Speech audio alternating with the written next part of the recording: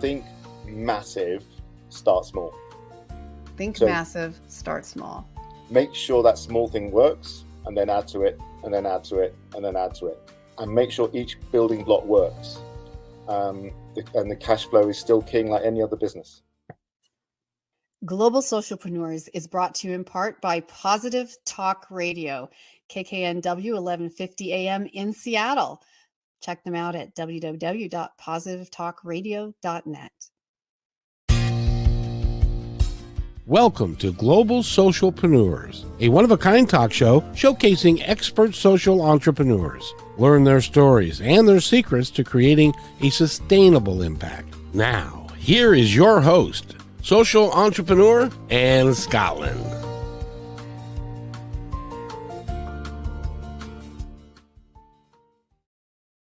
Welcome back to Global Socialpreneurs. We're so glad you are here today. Thanks for joining us again. We are so excited to be streaming on so many channels now, and we're excited for your support.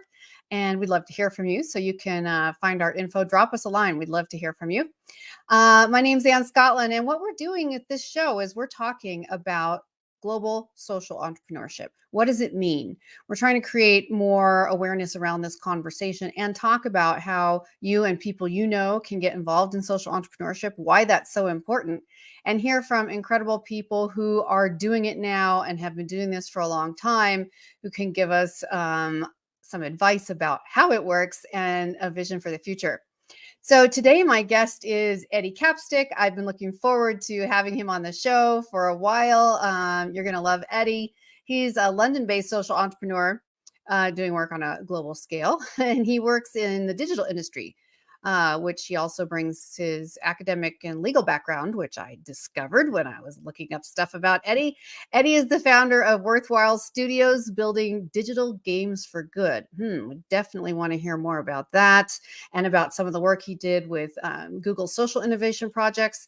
He's the co-founder of Appy Maps, a tool created to digitally map the global impact system. There's so much more I could say, but instead, please help me welcome EddieCapstick. Hi, Eddie. How's it going? How are you? I am good. How are you? So Eddie, I'm so glad to have you here. Thank you. Really excited. I've been looking forward to this. And our viewers are going to really enjoy this. I know they are. So Eddie, you are a socialpreneur. I try to be. And probably even, I'm now trying to go 2 steps higher, I think. Which is that. Another thing. What is that? I have to know now. So going more to beyond social enterprise, there's a couple of steps higher where you become regenerative. So you're not just looking at social enterprise as one silo. You're looking at in the whole holistic round of everything that's going on. And basically you're trying to heal the soil because we've degenerated it so much that we need to start practicing healing on the soil. And then that builds everything back up again, including us. Wow. I love that.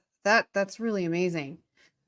So you have had a very fascinating and varied career.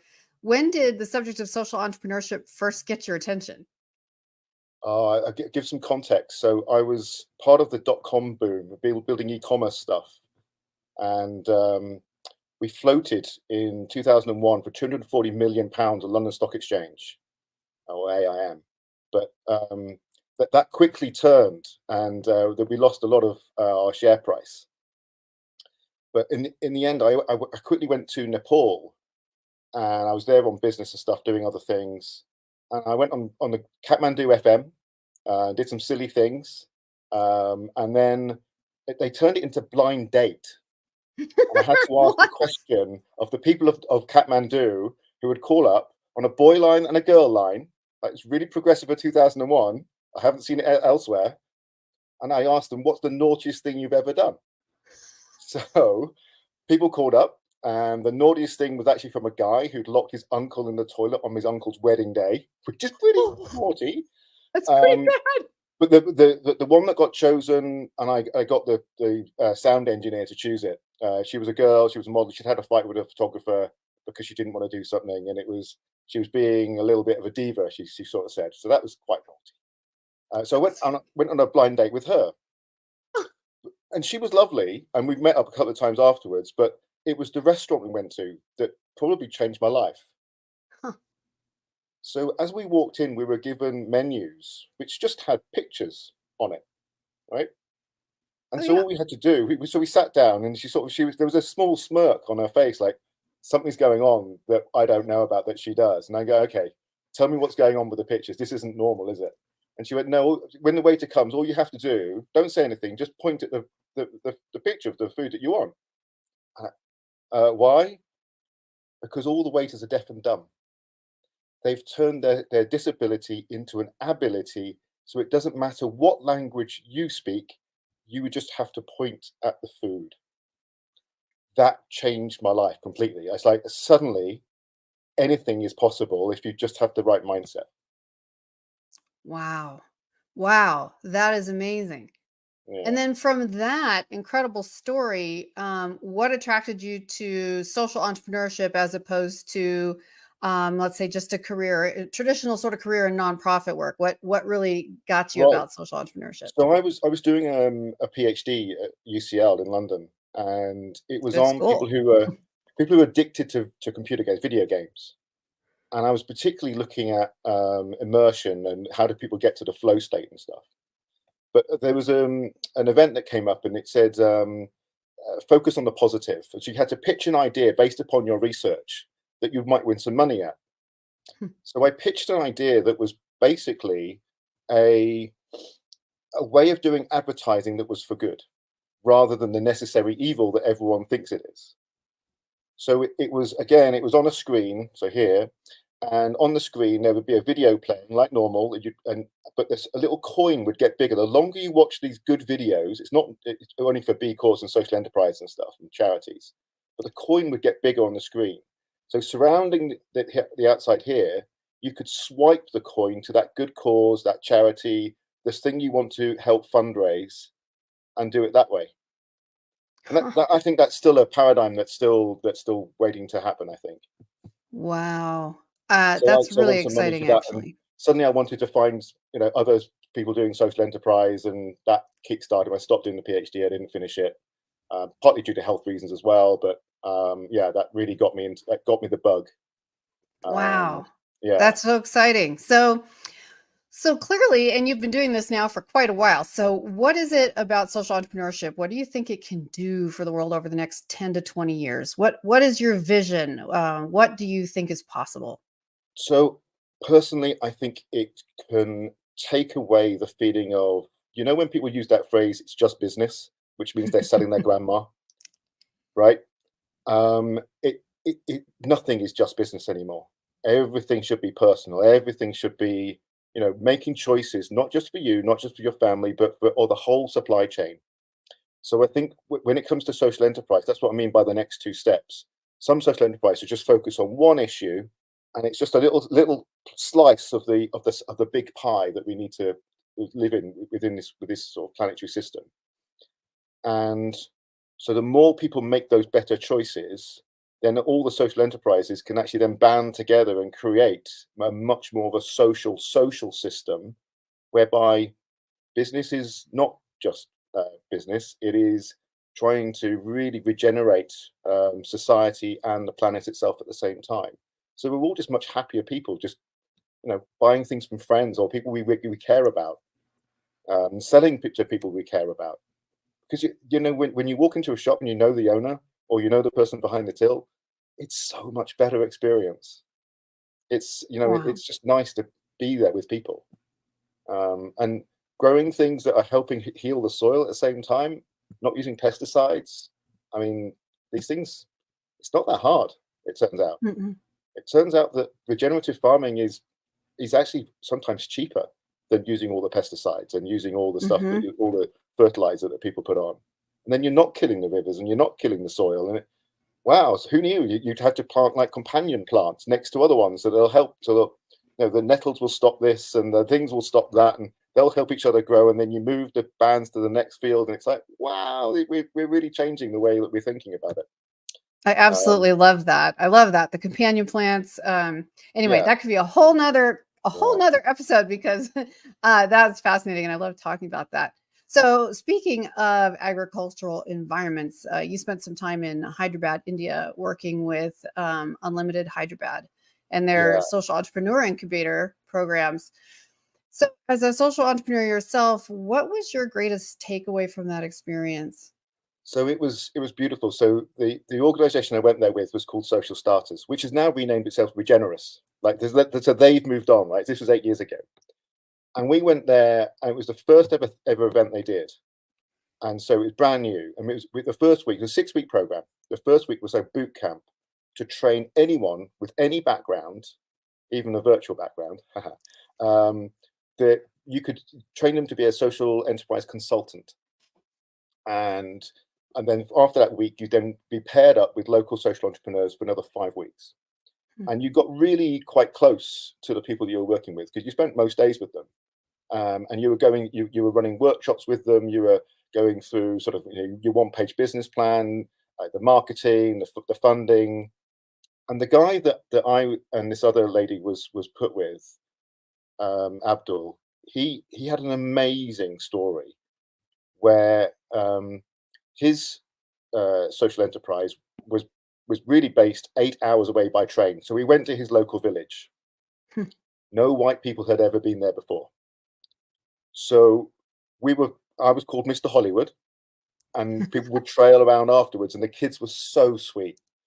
But being the first person there, it was quite odd for 2015. But here's his social enterprise, which is perfectly circular, right? So this goes beyond almost every other social enterprise I've ever met.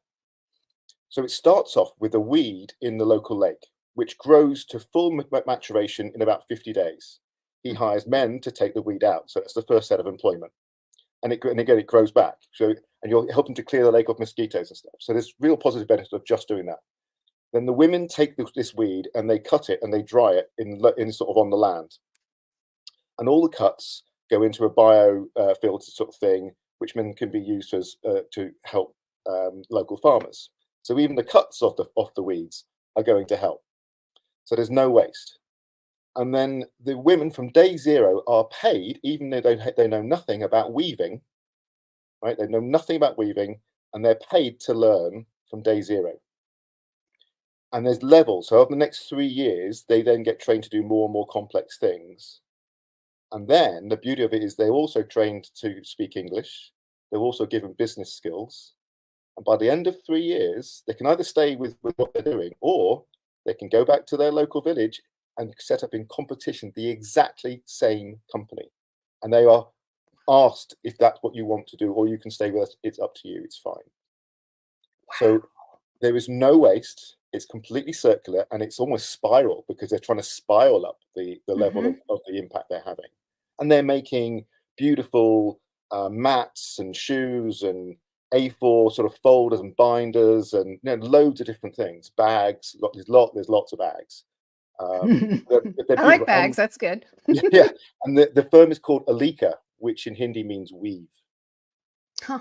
Which wow. is just, and I mean, it's almost a perfect example of what I think the circular, social, the ability to give people the independence if they so desire. I think that's just one of my favorites. That kind of just takes my words away, because it is such an outstanding example from the sourcing to all the way through to the top. How incredible. And what I like to say is, if someone in that environment can be that creative with so few resources, sometimes we have so many resources in our world that we stop being as creative as we could be, because we just take everything for granted. But you can be creative with so little and accomplish so much, which is incredibly beautiful. Remember, India has 1.4 billion people. So when they talk about scaling up, it's a completely different level of scaling up than we do in the Western world. Completely different. Right? Oh my goodness. Absolutely. Gosh, yeah. When I think about how many people are in the world, and in that one country alone, I have an adopted brother from Pakistan. Oh, And cool. so I, even though he's Americanized because he grew up in my family, we've always had sort of this shared interest in that region. And I've always been really fascinated with India. Really amazing, amazing country and incredible people. Well, hey, everybody, our viewers, we're going to take a quick break just for producing reasons. So if you'll hold on for a few seconds, we'll take that break now and we'll be right back. What's going on, beautiful people? I'm Sean French, and I am the host of the Determined Society. Join us right here on Vitality TV every Tuesday at 5 p.m. Eastern for stories of grit, determination, and excellence right here on E360 TV. Okay, welcome back. I'm here with EddieCapstick, and we were talking about social entrepreneurship around the world. We were just talking about India. And I want to move on to ask you something else. So a few years ago, Eddie, you were the director of MakSense in London. And how is it that you helped over 80,000 volunteers build enterprises around the world? It's got a little bigger since then. And I was a director. There was about 10 or 12 of us at the time. We're trialing a different way of having the volunteers to sort of direct this massive organization. It's now gone up to 300,000 volunteers that have been activated in possibly over 200 countries. And because they went more professional than just using volunteers, then it's mainly based in Paris, but it is global. But they're now sitting on €100 million seed fund which is similar to $100 billion. Let's not pretend. And it's there to seed fund social entrepreneurs. So this started about 13 years ago in Paris, 4 people, and they weirdly they were also traveling around India looking for social entrepreneurs. Who's doing the good stuff? And they didn't really. They was quite difficult to find. So when they came back to Paris, they designed this design thinking workshop to help local social entrepreneurs, and this just went massive.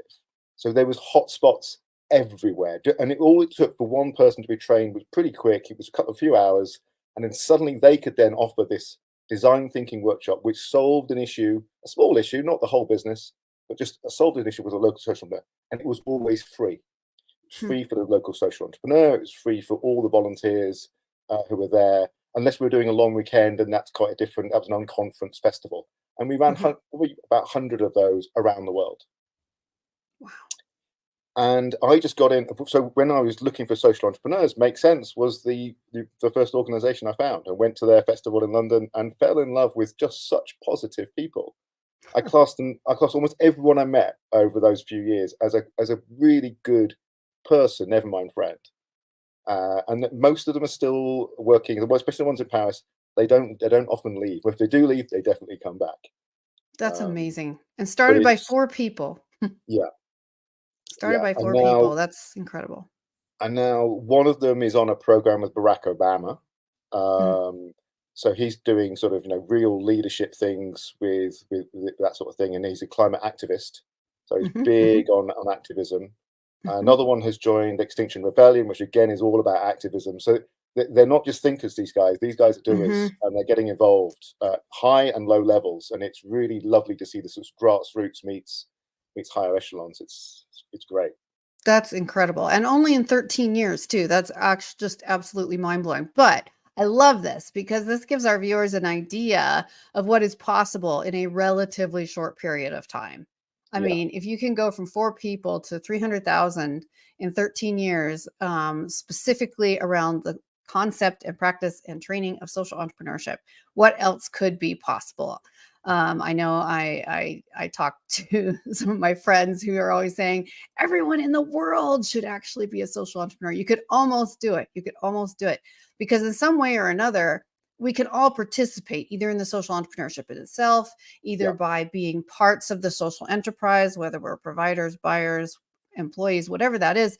There is a way to be involved that can really touch anyone. So also, I know you're the tech guy. You like work in the gaming industry, which must be fun. You're the founder of Worthwhile Studios. I love that name, by the way. Worthwhile Studios, creating what you say, games for good. Is that a social enterprise, or either way? We'd love to hear about what that is. So it is. It's still more of an idea than it is a proper business, because what I was looking for, and I was running workshops with different groups of people. So I was running design for games workshops with autistic children, teenagers, and also with adults who were on social enterprise programs. So I was doing a very similar workshop, but obviously delivered very differently. But the outcome was the same. People were designing games for good. Not necessarily with code. It was more the thought process, the design process, design thinking process of which they would go through. So, who is it for? why do you want to design this for them, and where are they going to play it? And especially with the autistic children, they were brilliant at this. I They were bet. quite shy to begin with, but once you tell them they're designing a video game, that shyness just dissipates. It just goes, and they start getting excited. And you go, okay, let's make a treasure hunt game. Okay, and the pirate's going to be over here, and we have to run away and follow the map and find the Xbox. They were coming up loads of ideas. Wow. And Those kids at the end, inspire me so much. They're just brilliant. and I got them to come up with a sound of the game, so a little sound and a movement, usually a sort of a dance movement that a little character might do. And again, they were quite shy because they had to present to all the staff and their families, right? So this is quite a big deal. But the whole point of Yeah. this charity called Action for Kids, AFK, it's the whole point of it is to actually give the kids confidence and go out into the Wow. workplace and get a job. That's And incredible. one by one, they came up and they went through the game. And I had to prompt them every now and again. But when it got to the sound and the audience laughed, and then they did the dance move, and everyone was in fits of giggles, and they knew that they'd caused that. At the end of the presentation, the best hugs ever that I get. Oh, and then they go, I want to do another one. And they just couldn't stop. It was just one of those magical, every time we ran it, it was just magical. That is absolutely beautiful. I actually am going to have to ask you more about that at another time as well, because I was just fascinated by that. And some of the other people that are working in similar industries and for similar groups. But I'm going to move on because recently you co-founded Appy Maps, which is helping connect citizens to social impact communities. Yeah. How are you mapping the global impact ecosystem? So a couple of ways. We started, and I started something called the Social Enterprise Experience Tours. And I wanted a way to actually run a walking tour to go and meet the founders of the local social enterprises, wherever we were. And the easiest way to do that was to build a map, so you could literally see on the map where they were. So it started really as a personal thing for me, just to help me run walking tours and find out the founders' why, because the why story is one of the most powerful things around, helping to empathy, and you really you don't forget a why story with such power. And so from that, I started building events. So because it wasn't just people are interested in maps, sure, but people want to know what events they can go along to, what can I be part of and stuff. And then that's interesting. So how do we run a map and an event space? I know.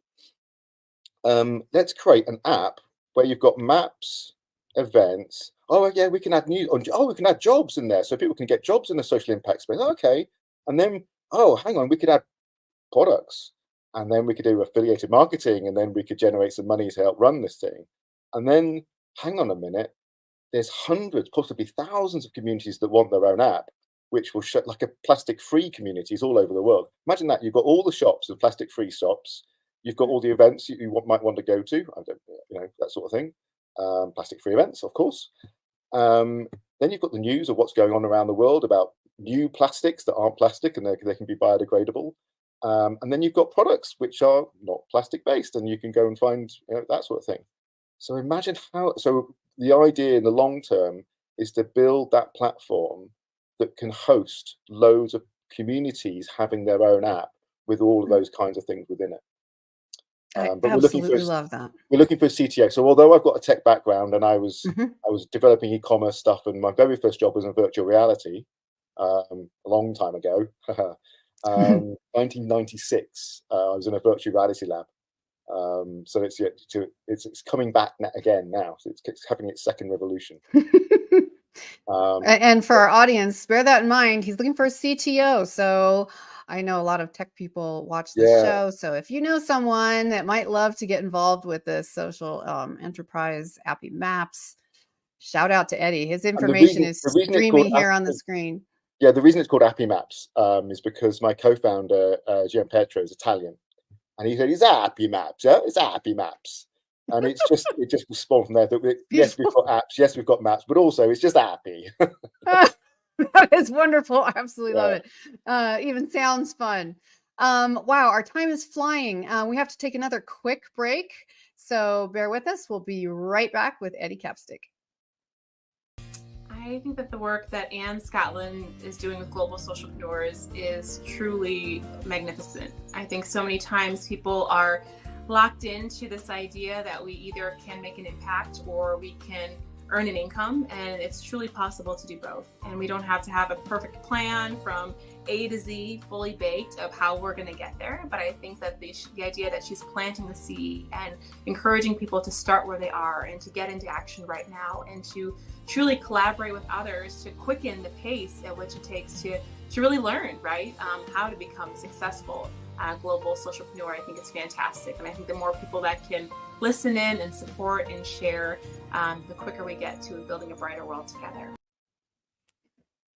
All right, I'm back interviewing EddieCapstick today from London, who is telling us about a wide variety of social entrepreneurships and enterprises he has started or been involved in over the years, and what he and many of his coworkers are doing to improve living conditions around the world in so many communities in so many ways, from on the ground in Hyderabad to tech advancements and gaming for autistic kids.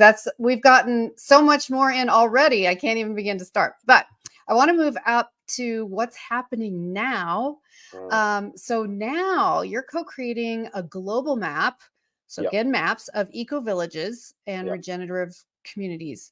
And you're planning to visit as many as you can next year. Tell us about that and tell our viewers, what's an eco-village? Right. So during COVID, I had to take a step back from Appy Maps, so to look after my dad who had Alzheimer's. And he died in December last year. His last 3 words to me, and this is weird because he wasn't like this kind of person. His last 3 words were "Save the Earth." Dingles. Because although he knew I was on this sort of path of social enterprise, he didn't know anything about soil or anything like that. It was delivered in a very weird and wonderful way. And since then, I've been on loads and loads of courses all over the world with regenerative communities. And we're co-creating this map of all where the eco-villages and regenerative communities are. Now, what is an eco-village? Well, that's kind of the point of going to see them, because there are so many varied ones. There's some which are adults only. There's some which are sex positive, which has a whole host of different meanings. And then there's ones about schooling children. There's ones about farming. There are so many different types. And what's the principle behind it? Like, we still don't even know, many of our listeners won't know, what is the principle behind it? Is an eco-village something that already exists, or is it something you create from scratch? What is it? It's a little bit of both. Again, there's one near Brussels in Belgium, which has just families have come together and they've got businesses right there. They call it the third way. So the first way is just living at home. The second way is just going somewhere to work. The third way is, this is what they call their eco-village, is the whole thing, where you're completely living. I mean, they're being supported by the locals as well. They're not totally building a bubble, but all of the businesses are totally integrated in the land. And it's all about just helping each other. Just simply, as you've got wider families, the kids all go to school and the teachers are living within the community. And the parents will often just look after the kids on the one side, and people are working and doing this, and everyone's just helping each other. So this is almost like, except that it's becoming more and more of an established practice, but this is almost a social experiment, if you will, on what if we created a village from scratch with intention instead of just by accident. Yes, exactly. And so definitely intention. Live it in an planet from an eco way, and be a regenerative community. And by regenerative communities, I'm assuming you also mean the same, self-sustaining and creating a long-term impact. That's the goal. So the goal is definitely self-sustaining. It's a bit like a social enterprise. You're not really a social enterprise if you've got funding year by year, right? You've got to be a self-sustaining business. But there are some big ones that have fallen by the wayside recently, and Probably the most known, perhaps in India, is Oroville, Mm. which now the local government is fighting against the open democracy. So they're burning down the forest, which they've created Mm. over 50 years. They started with a desert. Absolute, there was nothing there, not even scrub brush in most places. And they've built a rainforest. And the local government doesn't like this because if you walk into Oroville without any money, you don't need money to walk in there. You will be sheltered. You'll be fed. All you have to do is help do stuff around the entire. And there's now multiple villages, so it's really grown from this intentional of these few people who wanted to start something good. And that's happening all over. But on the other side, there's loads more new eco villages being founded and being set up. Some are being founded by couples, some are being founded by groups of families, some are now 30, 40 families. So the size is all dependent on what you want to do and how you want to grow. And if you just want a small thing, then that's called co-living, and that could be regenerative too, but it doesn't necessarily mean it's a village. So there's a small difference between village and co-living, but it's all a bit blurry. There's a lot of blur in between. Wow. Okay. So, but it's an intentional living. And is this usually started by people on the ground who organically live in a place, or is it usually people who decide to come together in one location and build this sort of a place? What is more common? I'm sure there's both, but so there's both. But I think at the moment, I would say it's more that people intended to go somewhere to live together rather than living locally. Yes, that's okay, absolutely. yes. I mean, Facebook and all the channels, all the social media channels are full of people going, "Hey, we're looking to go here. Does anyone know of a place where we could co-live and teach our children and live on the land?" And there's I mean, honestly, once you start joining those channels, you'll just see how many people are planning to do that. I think that's one of the biggest surprises that people tell me they go away with from this show is that they just had no idea how prevalent this already was. And if you're one of those people, that's awesome. You're in our ranks. We're happy you're spreading the news. But so many of the average person just doesn't know. Very educated people even, they just don't know. They just don't see it. So that's exactly why we're building the map, to share it with everybody. And just before I came on the show, I'm building a fundraising or a funding proposal so that we can fund a documentary team to come around.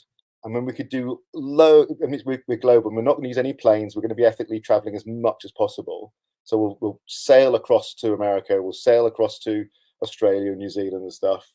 We're thinking of getting social enterprise cargo ships involved and things like that, because there's quite a few dotting around. I mean, why wouldn't you? Yeah, why wouldn't you? Wow, that is amazing. So it may be a documentary but what your primary purpose for this trip is just what? Well, to absolutely learn and actually see what's working, what's not. To see how all the different, how is it founded? Is it still true to its founding principles, its values, its ecosophy, which is a new word I learned a few days ago, which is lovely. It's the philosophy of eco. Okay, I can't. That's lovely. Ecoscopy? Ecosophy. So it's Ecosophy. It's like philosophy, but for eco. It's I love that. I'm a total wordsmith addict. So yes, thank you. That's really great. If people are religious, I'm not. But if people are religious, there was a new word called Godfidence, which I like people that too. absolutely love. It's like, I've got Godfidence now. I've got Godfidence. That's amazing. So I love that too. There's some great. We'll have to talk some other day. I have a couple other words I'm searching for, so maybe you open your ears and look for me. That's really incredible. Well, I hope that venture goes very well. I can't wait to. I hope you'll be sharing it with us on social media, and hopefully getting footage along the way, because that would be super exciting. And I know there's a lot of other people I know who would be super excited about that as well. Our time has just gone so incredibly fast. My last question for you is just if you could give one piece of advice to early stage social entrepreneurs, what might that be? Right. Think massive, start small. Think massive, start small. Make sure that small thing works, and then add to it, and then add to it, and then add to it. And make sure each building block works.